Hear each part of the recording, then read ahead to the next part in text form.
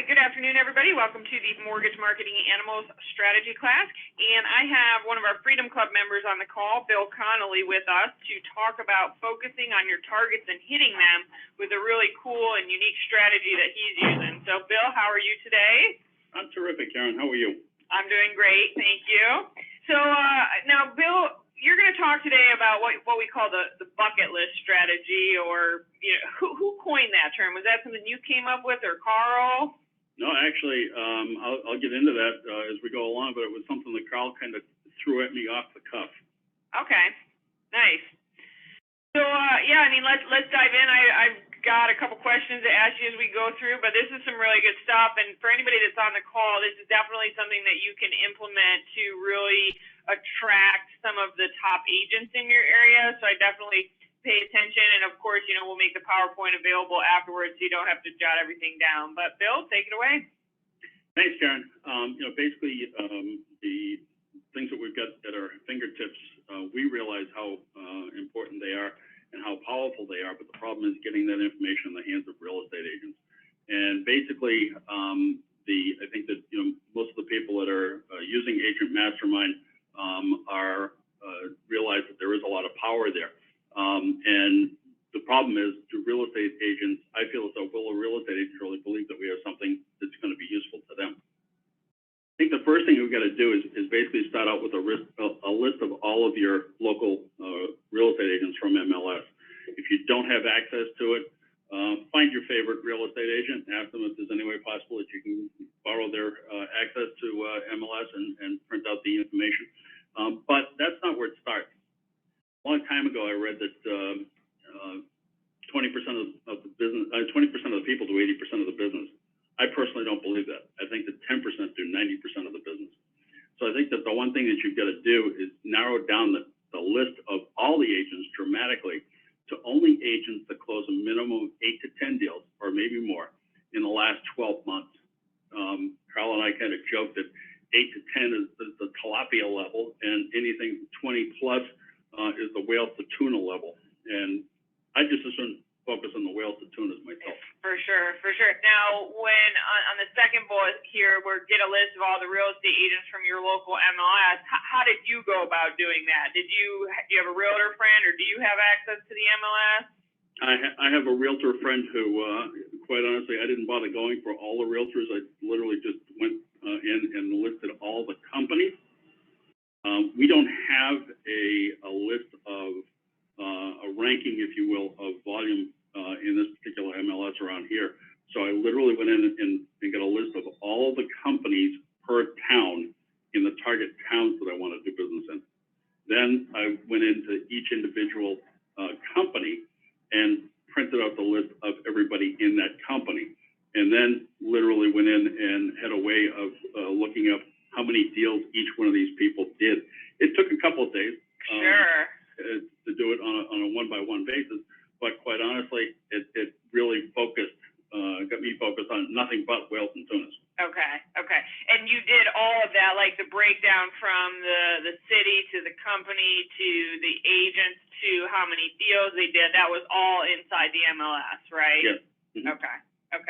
So just, that's a good example, because that's a question we get from people a lot, is like, how do I get this information? And as you can see, Bill had to go through several different layers to really break that down and get what he needed in order to separate out those tilapias from the whales and tunas and everybody else. So don't get discouraged if it's not a simple report that, you push one button and boom, there you go, you have everything. Sometimes you've got to put some significant effort and a couple days worth of time into it, but I'm sure Bill can attest to the fact that it was definitely worth it when it comes to his whole strategy. Years ago, our MLS used to print the rankings by units closed or dollars closed, but literally when they upgraded their software, the top producing realtors told the MLS they did not want that report available because other competing real estate companies were using it to recruit them. So they wanted to make it more difficult for people to find out how much business they actually did. So it was a deliberate effort on MLS part to limit who can access this information. So it was a step-by-step process, and got help from actually two different agents. One showed me how to do it, and the other one gave me the access to it. And like I said, it took me a couple of Saturdays of literally just going in and Sure. plugging away. It was probably 8 or 10 hours worth of work to get it down to the list that I wanted to work with to start with. Okay. And a couple of people are asking when you're talking about, you know, the agents who have closed the minimum of 8 to 10 deals, are you talking buyer side or seller side or both?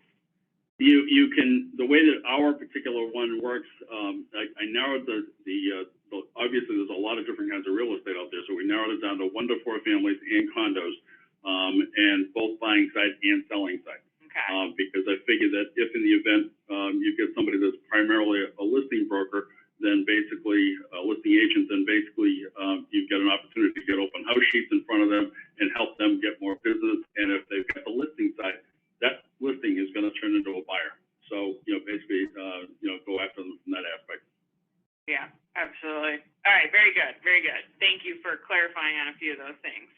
No problem. So basically, we started out with about 30 to 45 whales and tunas from that list as my first targets. If you don't get to the success level that you want in those first 30 to 45, then, you know, make the list that much longer and have some backups, if you will. And then religiously invite those targets every weekend for Tuesday's webinar. And one of the biggest things that, quite honestly, I had a problem with, and I told Carl, you know, basically in the first 4 or 5 months that he was my coach, I was a believer about 40 to 50% of the time. Now I'm about a 90% believer because this sucker works. And spend, you know, put the do not disturb sign on the door. I've got literally one of the guys I work with laughed like hell when he came in a couple weeks ago and saw the sign that said do not disturb before noontime, men at work. Religiously call these people on Mondays and Tuesdays. They will blow by your emails and blow by your invitations and, you know, basically say, I sent out an email on Sunday night at such and such a time or Sunday morning or whatever, and re-invite them, kind of tease them with what the topic's going to be.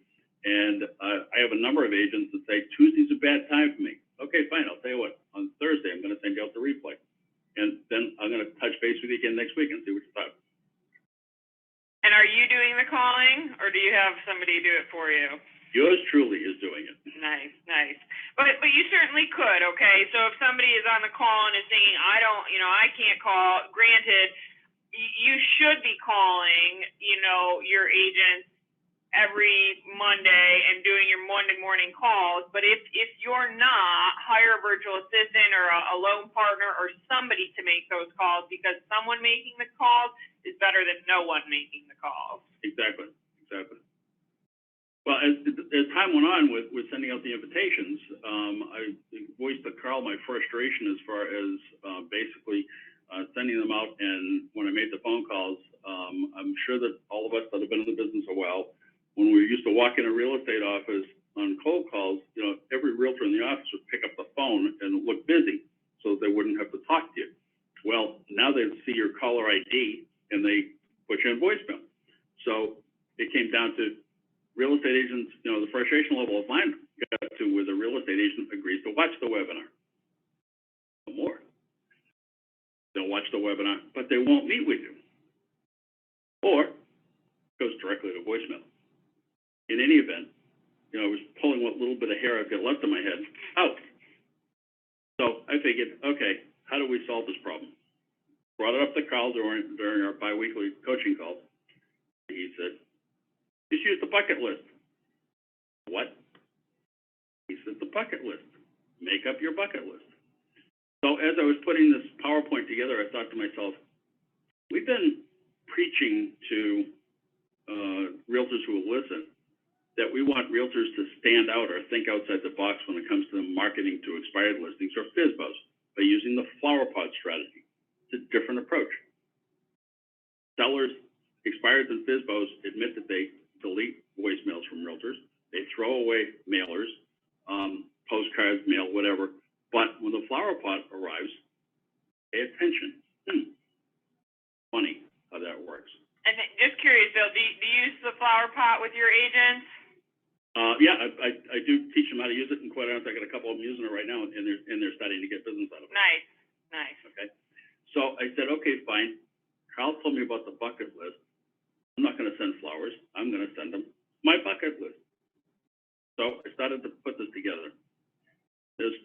45 agents that were your whales of tunas from your list, chunk them down to 6 targets each week, 5 or 6, no more than that, because you want to make this manageable. This is not a sprint, it's a marathon. And basically we want to have this just going on and on and on and on. So basically you're going to chunk that down to 6 targets per week. Okay, and so the 6 per week, you're just doing 6 one week and then a new 6 the next week and so on and so forth until you run through that 30 or 45. Exactly. Okay, so, you know, simple math, that's 5 to 7 weeks worth of agents, and then at that point, once you, I mean, and obviously everybody has a different goal for how many solid referral partner relationships they want to have and how much money they want to make and so forth. So if you essentially, if you do what Bill is talking about here and you get it to the point where you have created enough referral partner relationships and you have the type of income and business coming in that you want, then really you wouldn't have to, go back and find another 30 or 45 to send out the next round to. But if you haven't quite developed those relationships or you're not at the point that you want, then you just go back to your MLS list and you pull up the next 30 to 45 and you continue implementing this on down the line. Exactly. Okay, perfect. So now that you've got your 6 per week that you're going to do, you want to take a ride over to Staples or Office Max or your local office supply store, and you want to look for their corrugated cardboard boxes. Staples sells one that if you buy, I think it's either 5 or 6 of them, they're down to 59 cents. This thing isn't more than 6 inches square. Very small corrugated box. Buy one of those. I think there might be $1.20 if you buy the first one by itself. But the reason I say buy it first is buy it before you go buy the bucket to make sure the bucket's going to fit. Funny thing was that a close friend of mine is in the mortgage business down in New Jersey, and he and I worked together for a long time, and we're just friends, and we're accountability partners, if you will. And I was telling him about this, and he started to implement it, but he decided not to spend the money on the box. He literally looked around his house for corrugated boxes that he had at home. Well, some of them were size of a shoebox. Some of them you had to use 2 hands to pick up. So as he said, he used the Atlantic City newspaper and literally stuffed the entire box full of newspaper to keep the bucket from flopping around. And he shipped it off to the real estate agent, and arrived this big, huge box from a mortgage person. And the guy opens it up, and it was, before he even opened it, it became the hubbub of the office. What kind of package did you get from so-and-so? And before you know it, he had 3 or 4 agents literally standing over his desk, curious to see what was in the box. I'm sorry, I didn't get that creative. I just used a little small box. Okay, but I thought it was a funny story. It is a good one, and can you, just imagine everybody saying, whoa, what is this huge package that you're getting? It definitely draws attention. Yeah, I said to him, for the extra money you spent on the postage, you could have bought the damn boxes, But it was worth it anyway. But go to your local craft store. We have a store around here that sells kind of seasonal tchotchke type things, but they've always got decorating different things. And, whether you go to Michael's or you go to AC Moore or somebody like that, or the dollar store, buy these buckets, and you can see a sample of the buckets in the picture here, and you're going to see my actual bucket thing in a minute. And make sure that the bucket fits in the box. But leave 3 or 4 inches above the bucket so that your bucket list is going to stand out when they open it. If you use the size box that I do, then it's about 59 cents for the bucket when I buy a half a dozen of them at Staples. So you got a bucket cost of somewhere between 69 cents and $1. It's a metal bucket, by the way. And do you use the same, do you always get the same buckets because this is kind of the process that you've put in place, or would you, potentially you could use a different size box and a different bucket if there was some killer sale or deal on them, right? Oh yeah, you could do that. Quite honestly, I bought 45 buckets. Okay, exactly. So you stocked up, and you're good for this round of agents then. Oh yeah. So when I run out of buckets, I figure I'll probably retire. But in any event, now that the thing is, get serious about your bucket list. Don't get flimsy about it. I mean, literally, you want to put some serious things on there. And oh, by the way, don't forget to put some things on there that you've actually accomplished or you've done, so that people don't think that it's totally pie in the sky. And as you'll see, basically what I did is use a famous shark from Shark Tank, Barbara Corcoran, as my example here. And you'll see that I put the realtor in red with all the other things on the bucket list in black, and checked off the ones that I've accomplished and the ones that I want to do.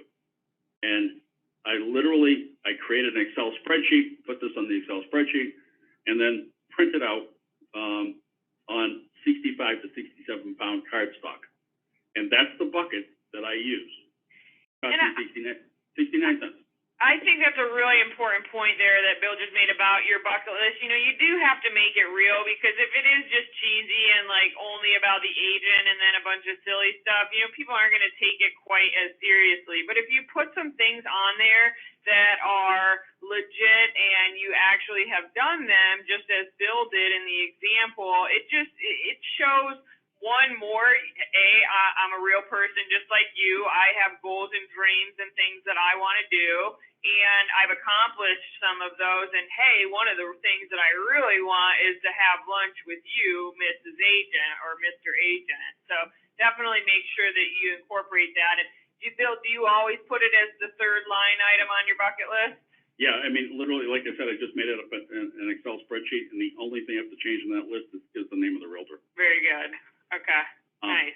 And quite honestly, you bring up a good point, Karen, because on half of the people that I've met with, they literally had the bucket list on their desk when I walked in their office, and a couple of them actually said, "Did you really do this?" I went, "Yeah." And now all of a sudden it was like, "Tell me about that." I'm like, "Tell me about your stuff first, and then we'll get to me." Nice. But you know, it was a situation where there was literally some interest on their part, like you said, to find out more about me as a person. Exactly. And as everybody, or if, I'm sure Bill knows, you know, that's one of the things that we talk about is the letters to send out to your database, the I'm a real person just like you letters. And this is an example of that, where people they like to know who you are and see that you like to travel, or you're a pilot, or whatever, scuba diving, whatever it is. You know, that helps build connection and credibility with people instantly, because they know you're not just full of fluff. Yeah, and it's funny you should bring that up, because for the last 20 some odd years, I've sent out a Thanksgiving letter, kind of like Bill Connelly in review for the last year. And I've always incorporated a bunch of real estate and mortgage stuff. And Carl and I were going over it. He says, "Before you send it out, I want to see it." I went, "Okay." Sent it out to him. He sends it back. He picked up the phone and he called me. He goes, "Get rid of the first 3 paragraphs about the mortgage business."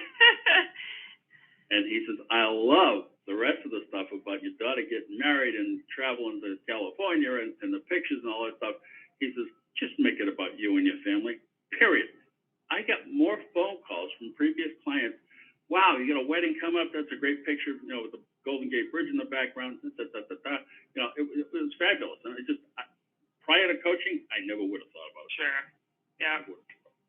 So don't forget to include your business card. And when I'm at the dollar store, one of the things that I do is I buy the dollar store we've got nearby sells tissue paper in a rainbow of colors for $1. There's 25 sheets in there, so literally they cost you 4 cents. You just stuff that behind the bucket when you put it in the box. So place your bucket with its bucket list in the box and mail it to the real estate agent on the enclosed list. Now be careful. Don't create a bunch of these things and throw labels on them, because you might get the wrong bucket name with the wrong label. So you may want to do them one at a time. Now, you're not speaking from experience on that one, are you? Almost. Almost. Yeah. Yeah. I caught myself and I opened the box, and sure enough, it was wrong. The wrong. Yeah, that wouldn't go over well. So definitely make sure you keep them well separate. And that's a good point, to just do one at a time, because it is easy to get things mixed up when you're doing math process like this. If you're doing these things only a half dozen of it at a time, it's not going to take you very long to do it, so it's not a big deal. You know, everybody wants to know what the cost of things is. I figured the bucket, at worst case scenario, is $1. The tissue paper costs you 4 cents. The box costs you 59 cents. And the postage costs you $3.04. So it cost me $4.67 to get my name in front of a realtor. So that's it. I mean, the only thing that you're putting in that bucket is you've got the bucket itself, the paper that you've printed out, and then the tissue paper behind it to add a little bit of color, and then your business card. That's it. Okay. Now, do you laminate those bucket lists too? Nope. No? Okay. Nope. Nope. All right. So that's where you said to print it on the cardstock so it stands up nice and heavy. Exactly. So you could do the cardstock, or if you had access to a laminator, I guess you could use regular paper and then just put it on a laminator or something like that. But something so that it stands up in the bucket. So less than $5 total for the investment on this. Exactly. It's a no-brainer.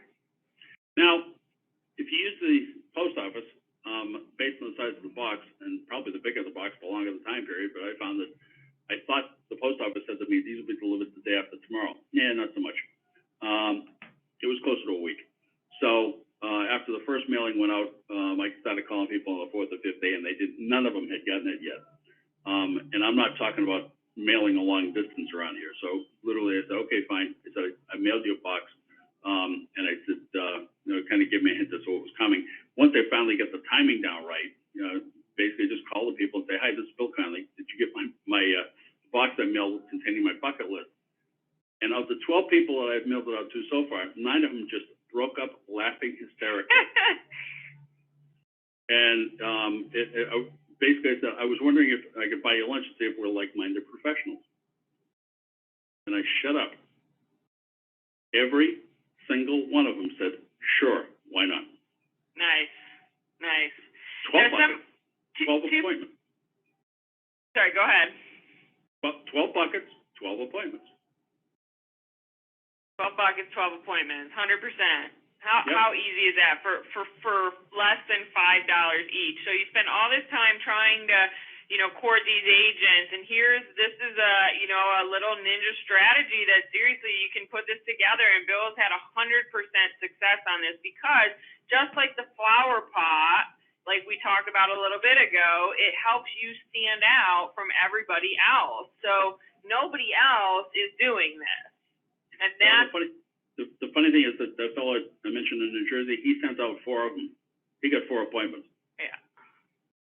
So. Yeah. 16 boxes have been sent out and 16 appointments have been had.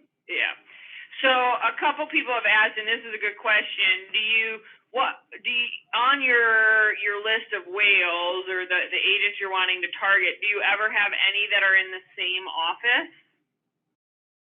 Yes. And if so, would you send them both a bucket, or have you sent 2 buckets to the same office? I actually sent 3 to one office. No big deal? No big deal. Yep, no big deal. See, that's all. It's a very successful office. Yeah. And honestly,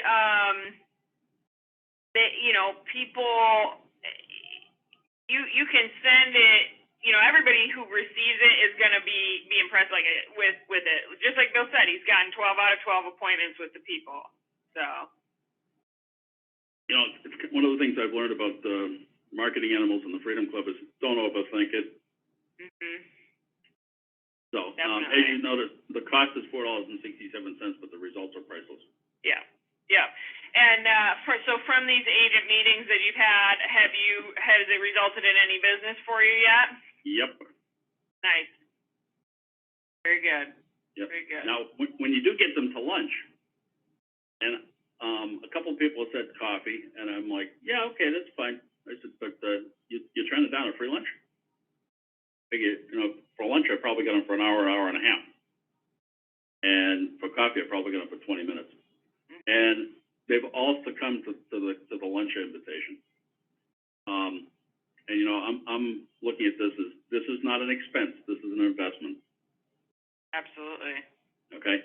So, we use the frog mentality to go after them when we go to talk to them and basically just ask them about family. Tell me about your family. Got any kids? Married?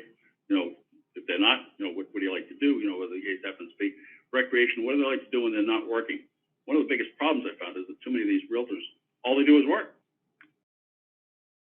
So, basically when we get to that situation, once we get away from the recreation, if we can't delve into that, we get into the occupation, and this comes back to one of your earlier questions, Karen, about their volume, buying versus listing, buyers versus listing.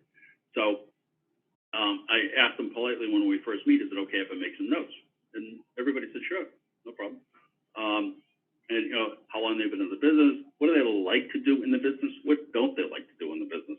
And I'm trying to figure out at that point, if they don't have an assistant, maybe there's a situation where we can recommend an assistant or a VA that can do some of the things they don't like to do or don't want to do. Again, then we get to the volume. And then, as Karen will attest to, for a Freedom Club meeting that we had in Florida back in June, Carl had asked, take into consideration what you made last year, what would it take to double it?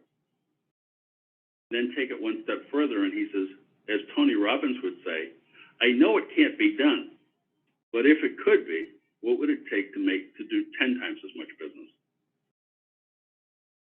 And now you get this realtor sitting there going, if I'm going to double my business, what do I have to do? And when you get to the 10 times, they get that look in their face like, oh my God, there's no way possible I could do that much business. And you go, yeah, there is. Mm-hmm. So I asked them in detail where their business has come from over the last 3 to 5 years. And they go, what do you mean? I said, previous clients, do they buy leads? Do they market to their previous clients? Do they farm to FSBOs and expireds? And just keep telling me more. And the biggest problem I know I've got, as you can probably already tell, is I got to shut up and listen. and listen to where their business came from, and make sure that you make a note of it. Because you're going to have to adapt to the responses that you give them based on the materials that we have available to match up whether or not they already market heavily to their previous database. Well, fine. Tell me how you do that. I have a realtor that he says he spends a lot of time every month calling his previous database. And I said, okay, fine. How much time does it take you to do that? And he told me he's got like 400 previous clients. And I said, I'm going to guess that somewhere between 30 and 50% of those calls go to voicemail. And he looked at me like I was clairvoyant. He goes, how'd you know? His statistics, 70% of the time it's going to go to voicemail. Yeah, yeah. And I said, of all those times that you leave a voicemail message, 30 to 50% of the time, how much time does that take up? And he goes, oh, God, hours. Too much. If I can show you a way to get those hours back and still accomplish the same thing, would you be interested? And he was like literally the kid standing in front of Santa Claus at the mall. Yeah, show me. So, basically, too many realtors don't get enough business from their previous clients. I don't know how many of you are aware of the National Association of Realtors survey that came out a couple of years ago, but there was a survey done of clients or customers at closing, and they were asked, would they use the same realtor again? And 88% said yes. But in reality's sake, only 9% actually do. My question is, what happened to the other 79%? Mm-hmm. And it basically comes down to, these realtors don't market to their previous clients. Yeah. They all think that person's a lifetime client, but they forget that 72 realtors have bombarded them on a monthly basis to do business with them. Mm-hmm. And whoever's got the shiny penny is the one that stays in front. And that's where frogging can just be so important. If you back up to that slide real quick, Bill, there's just like Bill kind of was going over, that when you sit down and you really frog an agent and talk to them about family, recreation, occupation, and goals, the insight that you can gain from the responses the agent gives you is an immediate ticket into further securing your relationship with them and helping them in areas where their weaknesses are. So that's the important thing, is like Bill said, you have to shut up and listen and really just hone in on what they're saying, where they're struggling, where their weakness has been. This guy's leaving messages all the time. We'll talk to, say, hey, I got the perfect thing to help you with that, and then talk to him about phone burner at one of the next times that you guys get together. So there's so many resources that we have for you that there really isn't anything that you can't help that agent overcome, and the gateway to finding out where it is that they need help is through that FROG acronym. And you notice that Karen just said something that I have in the bottom of that slide, and it said, tease them with something to come back with them with next week. So basically, you'll say, I got this great system that will allow you to leave messages that are almost personalized, and you just click a button, and so that 30 or 50% of the people you leave voicemail messages on, you don't have to say it but once, and it's done. And so it's a matter of well, tell me more. I'll tell you what, I got an appointment. I told you I wouldn't be here more than an hour, so basically we'll touch on that next time. Yeah. Yeah. Now you're going to leave them clamoring, looking for more information, and the biggest feedback that I've gotten from these realtors are, I've never had a mortgage person ever ask me all these questions before. Well, basically, after you've asked all the questions, usually by that point, and they've been doing all the talking because they love talking about themselves like we do, they're going to ask you why you contacted them. And I've suggested that many real estate agents I've spoken to are looking to grow their business, but are too frequently frustrated by wasting too much time buying leads, unproductive leads, unproductive advertising, and wasting time with busy work of stuff that you know as well as I do. If they're $100 an hour producer, then they shouldn't be doing $15 an hour work. I then basically talk about a survey that LendingTree did earlier this year. That said, I don't know how big the survey was. I got this from Keeping Current Matters. But the survey said that 71% of current homeowners were thinking about selling their home in the next 12 months. Now, Carl and I have talked about this at length. And personally, I think that number is way too high. But Carl does not. But I figure that even if it's half true, that means a third of all homeowners are considering a move soon.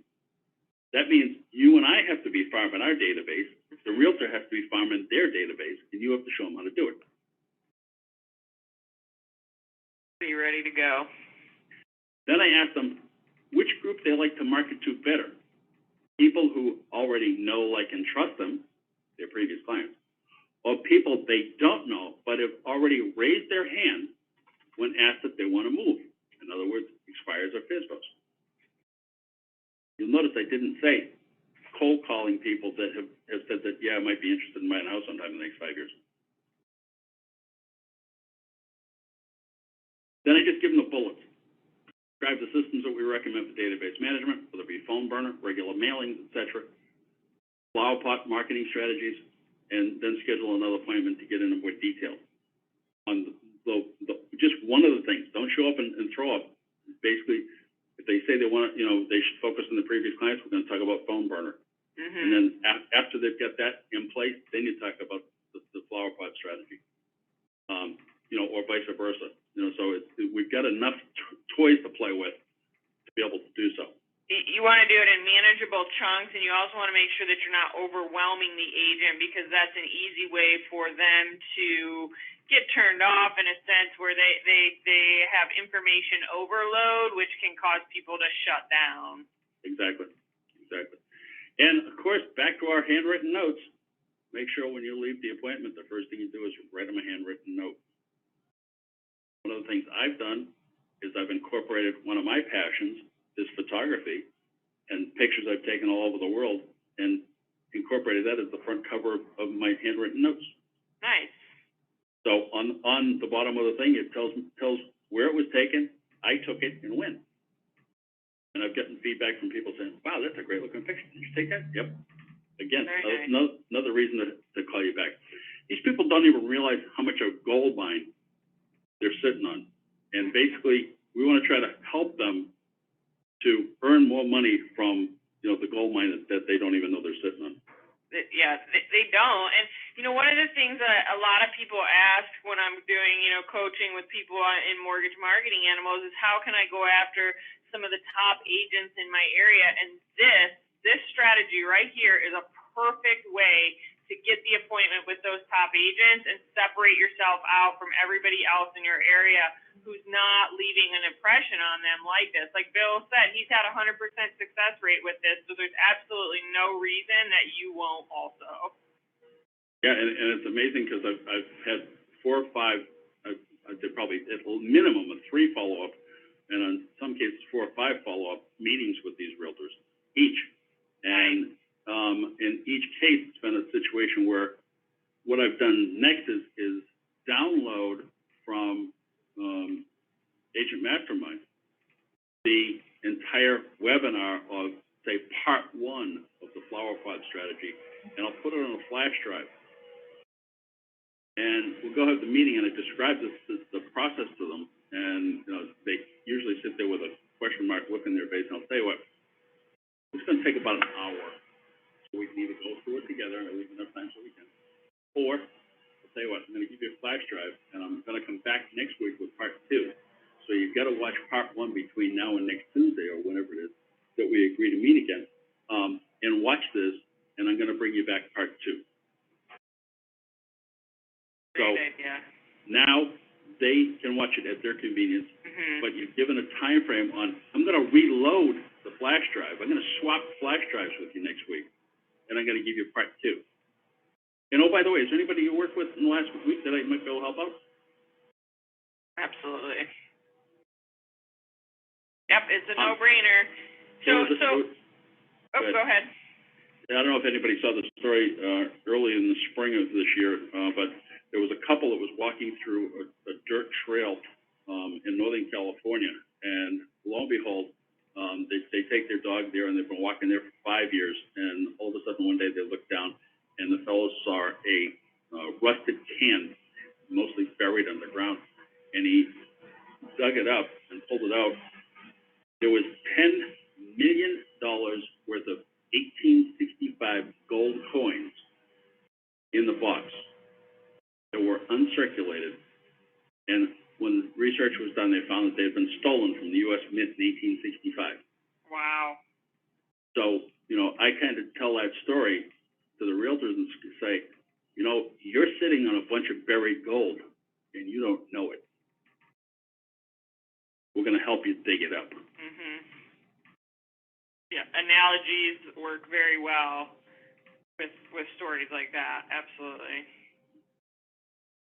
Awesome, great stuff, Bill. Well, I really appreciate you taking the time out of your day to join us, and I appreciate everybody on the call as well. I know you could be anywhere today, and we appreciate you spending an hour with us. So, Bill, thanks again, and we'll see everybody back here next week.